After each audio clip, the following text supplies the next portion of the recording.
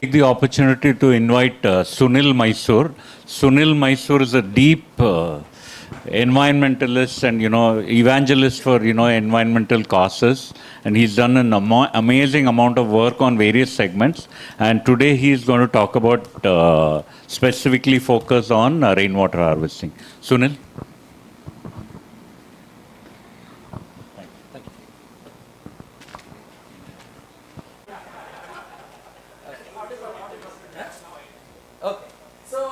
My name is Sunil. I am basically a civil engineer. I have been practicing this rainwater harvesting for quite some time, doing it as a hobby, doing it professionally, doing it commercially also, and with that more I am handling other kinds of environmental services also.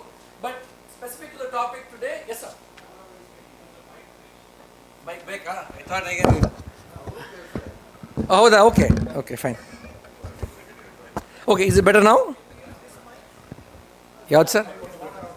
So I will talk mostly about some of the case studies, some of the work which I have done in the past few years regarding rainwater harvesting. So I will skip most of it because Navneet and Praveen have spoken mostly about what is rainwater harvesting all about. So I'm not going to touch upon most of it. It's already been spoken about. I will try to put some case studies and mostly to talk about what can work and what cannot work also. Okay. So, we'll skip all these academic photographs and usual, the presentation photographs just to say, okay, this is the problem, this is the solution. Yeah, we'll skip all these things for. What is important for me is this, when we talk about water, mostly this is the kind of scenario we are looking at today. 250 cubic kilometers of groundwater we extract every year in India, which is more than China and US put together. And furthermore, we don't know what is the case. The kind of extraction we are doing and very conspicuous consumption pattern that we are seeing these days, I don't know. It's very difficult to predict what next. Okay, we always, every year we have a problem, we will find a knee-jerk solution. Something will come up, something will work. And more or less, once the quantity is there, we'll forget the quality. Okay, at least ನೀರಿದ್ರೆ ಸಾಕಪ್ಪ ಹೆಂಗಿದ್ರೆ ಅದನ್ನು we'll talk about the quality later ಅಂತ. See, this has been happening, right? See, I don't know, when I was studying in school, ನಮ್ಮ ಮನೇಲಿ ಒಂದು ಟ್ಯಾಂಕಲ್ಲಿ whatever that ನಲ್ಲಿಲಿ ತಿರುಗಿಸ್ಬಿಟ್ಟು ಹಿಂಗೆ ನೀರು ಕುಡಿತಾ ಇದ್ವಿ ನಾವು. Nobody spoke about 𝗕𝗃𝗃𝗍, coliform or anything like that, right? 25 years from now, we don't want to drink. Like, when I was traveling by train, Indore or Jhansi ಹೋಗ್ಬೇಕಾದ್ರೆ there used to be a kiosk, one tile-clad kiosk, where we used to just fill water and drink, I didn't know there was something called fluoride or fluorosis, dental fluorosis, not even heard of that. 25 years, the GDP has gone up in the country, every parameter of economic development has gone up, but we need a plastic water bottle to drink our water. So in terms of metrics of development, if you think of quality of water, I think it is something that we need to ponder about, or we need to be little more, we need to at least put it in our narrative, right? What do we measure as actually a metrics of development, right? See, quality of what, I don't know, in the school, some school somewhere, whatever water we are getting, nobody used to talk about quality. We used to drink and we are fit and fine, 110 kgs even today. Okay, so I don't know, like today, I would not drink, I would not let my son drink also. Right? Even in the airport, he wants to buy a bottle of water and drink because the narrative has gone so much in his mind that, he needs to buy water and drink. Right? So, I think we need to address these things, right? Quality is not spoken about. Mostly we're talking about quality. But having said that, even quantity also has become a big questionable thing today. Let me try to see. At least let me try and explain what I think can be a solution. It may be wrong also. Okay, forget about all these things, decarbonization, etc., etc. Simple, I have been involved in this rainwater harvesting from 2007-8 roughly, and even today it's kind of regretful to say this is becoming an academic topic of discussion. Rainwater, there's nothing so fancy about it, right? Male beeltare idkolli adannashte. That is rainwater harvesting. Why you need these seminars, conferences, all big papers to be written? anything water is flowing from your roof, catch it is rainwater harvesting, right? Why do you need to put so much runoff coefficient, what a Reynolds number? All those things are not required. Like, you are making the things more complicated. Right? And by and large, any source of water anywhere in the earth is rainwater. Right? Is there anything other than that? There's no other source of water. Right? Any dam, any borewell, any canal, whichever water anywhere which is going is essentially rainwater. So whatever water you are actually drinking, cooking is rainwater harvested water. See, now the paradox today is the engineers in Bangalore, they are scared of rains in Bangalore. Male bantu, flood aitu, male vittu, endeno bittu. They are so scared and they pray for the same rain in Kodagu and 𝗏𝗵𝗵. Right? We don't want rains in Bangalore, but we want rains in 𝗏𝗵𝗵. And we don't want to use the water which falls on Bangalore. We want to take Sharavati water, Netravati water, which is for someone else. Now, Bangalore also wants Kaveri, wants Netravati, Sharavati, perhaps next Godavari. So, where is the end to this? Why do you want to go farther and farther? Rainwater harvesting per se, it is simple. But now, I think the important question, pertinent question is, why we are not using the resource which already we have? And putting up more and more resources and thought on what is farther and farther away. So, I will try to answer this question to the best of my ability. Okay, so this is what I was talking about. What is every part of every drop of water is essentially rainwater, there is no other source. So, very, very simple case study which already spoken about before. So, very simple case. Look at a case of 100 square meter house. 950 mm rainfall, 15% loss.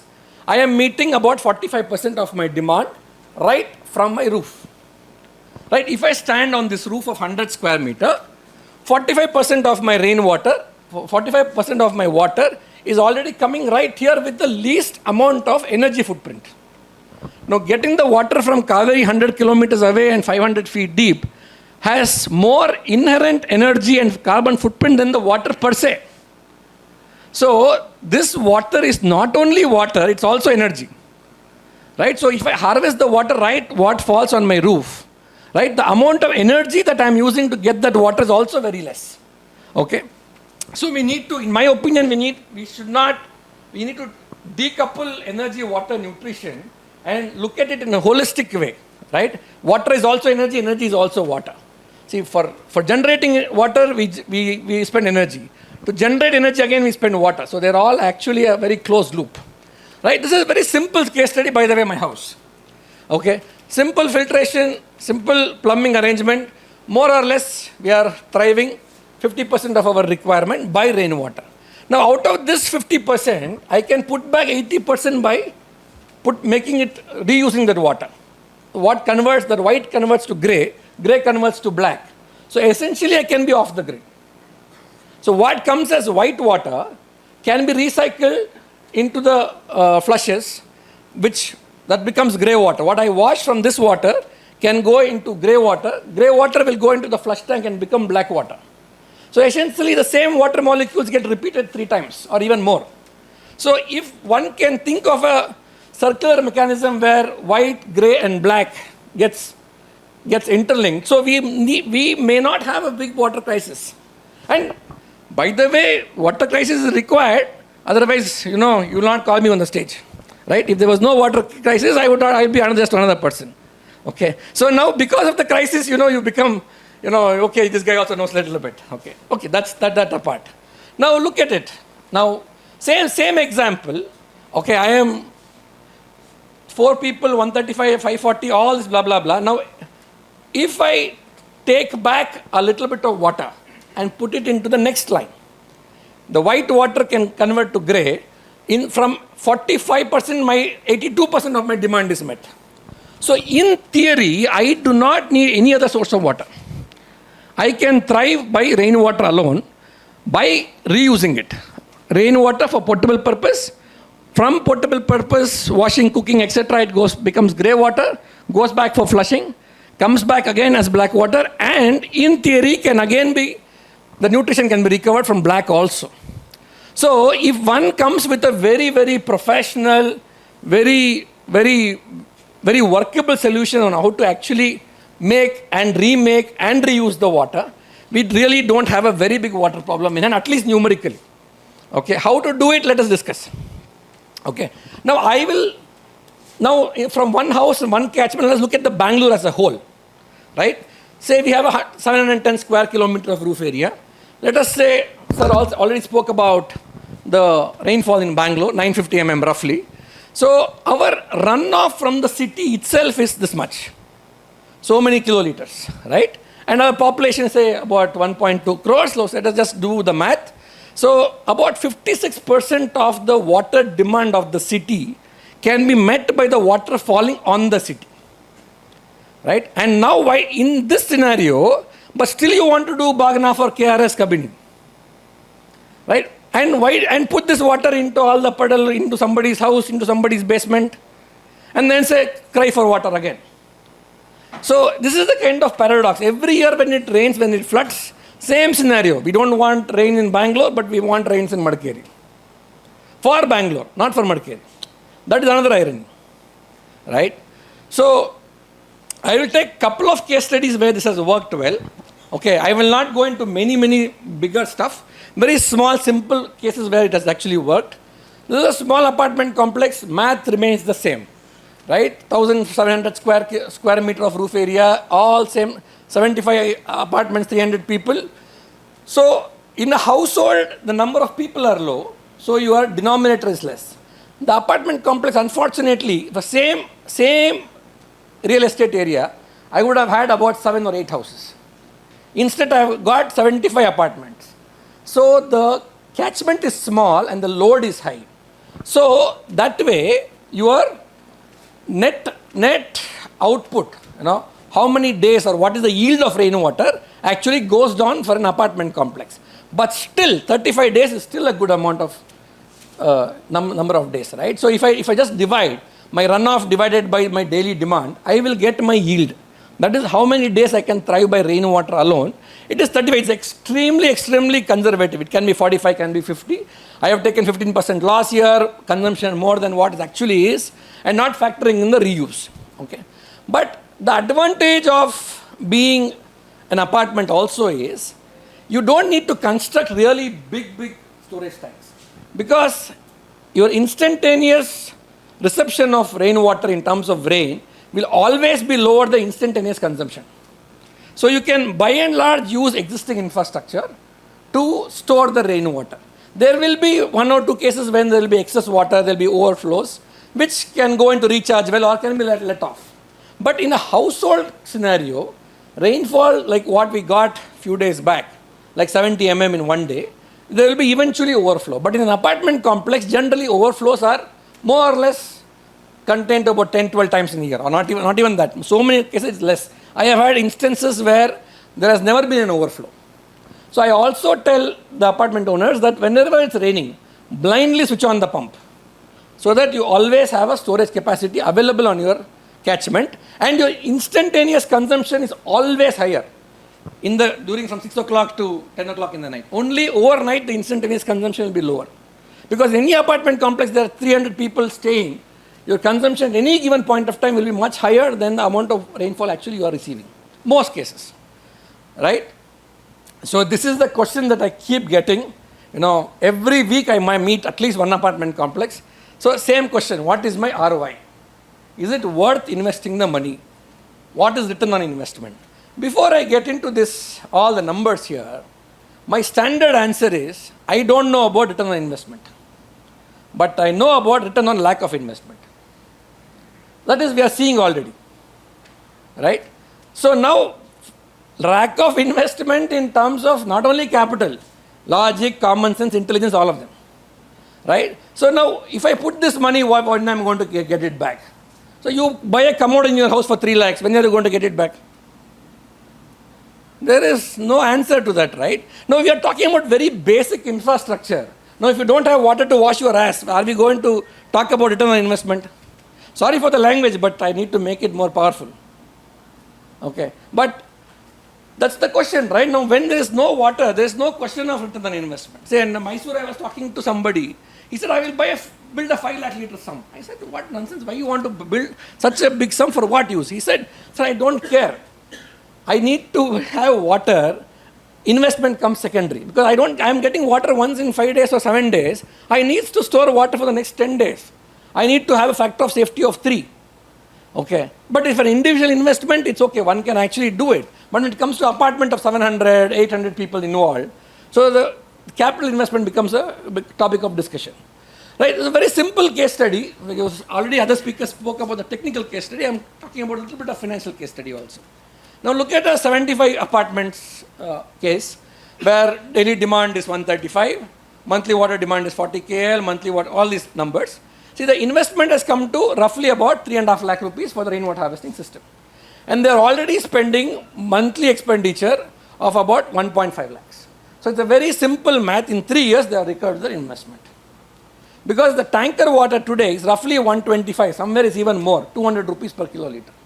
Even conservatively, if I put 125, your investment is not that much. 3-4 years ROI is about 20% return. It's very good, better than gold. Okay. So it is no brainer to actually invest. But there are technical complexities. Why I took this particular cases, this is an apartment complex where there is no place for storage, no place for filtration. So we use the pathway here outside. Whatever the little bit of so-called setback that they had given, okay. So the pipes were routed like this. There's a video also. In my YouTube channel, I put a detailed video of the same apartment complex. You can actually see. So we use this as a filtration plant. So we diverted the water from outside. Look at this lateral line here. And then the water came into this filtration, the 3-stage filtration. And this water goes into the sump. And that further, we say don't use it directly. Use it with some amount of UV or some basic filtration can be taken care of.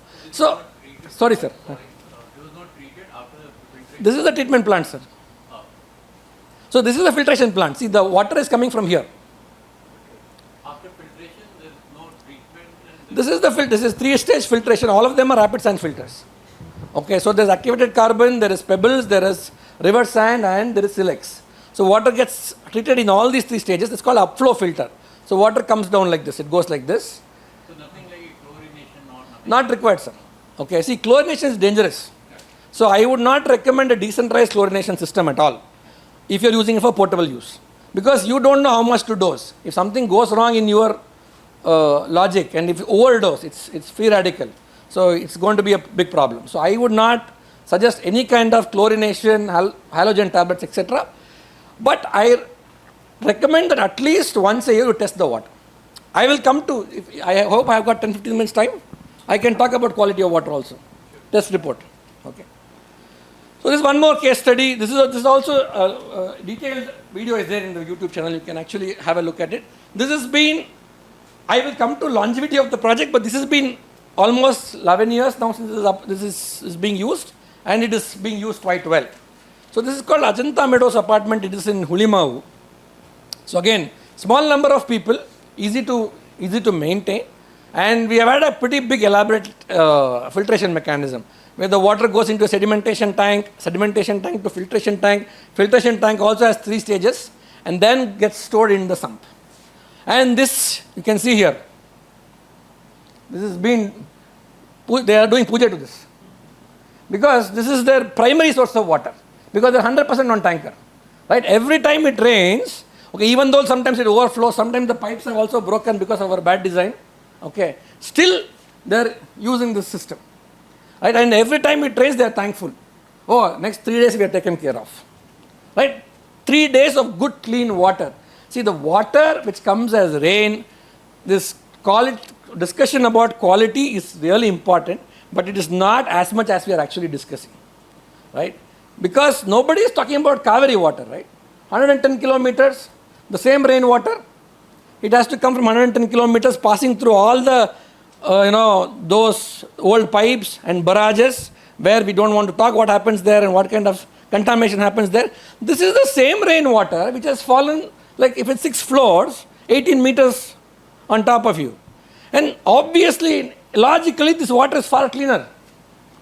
Maybe it is demineralized, okay? But in terms of physical, chemical, biological contamination, yes, there can be some leaves, etc. But I don't think it is that big an issue. right? We are drinking Kaveri water, right? And this is also Kaveri water. Kaveri water is rainwater only, right? It can't be any other water. So obviously, water has traveled 110 kilometers and water has traveled 18 kilometers, 18 meters. 1:7,500 is the ratio. So obviously, scientifically, this water is far better. So you put it through some basic filtration and use a UV at home. Done. You don't have to do anything more than this. And most cases, I tell this system, where you put a sedimentation tank before the filtration tank, most of your sediments, most of your contamination gets settled here. You size it accordingly so that you don't end up, the siltation and most of the impurities get stored here, which can be used for non-potable purposes. Right? It's pretty simple, straightforward. And we have got hundreds of projects like this. And nowhere we have had any serious complaints. Serious complaints has been our bad work in terms of pipe falling down, etc. But no complaints about water per se. Right? And somebody lifted their hand. Some question. Yes, sir. Hi, sir. Yeah, thanks. I think this looks really interesting and promising. One of the queries about the water quality, I think that came up from sir was because of the chlorination question. What he had was on the contamination part. But I think the general filtration really takes care of everything. I think these days there's a lot of panic about the PGN droppings across the terrace. And there are so many things going on in apartments about how you can. This is being recorded, so I don't want to give more case studies on what droppings happens where. Okay. No, but assuming PGN is the only problem, do you think there will be a standard solution, or we should look at? Sir, I would suggest if you're drinking it, use a UV, not a RO. A UV is standard; it's good enough.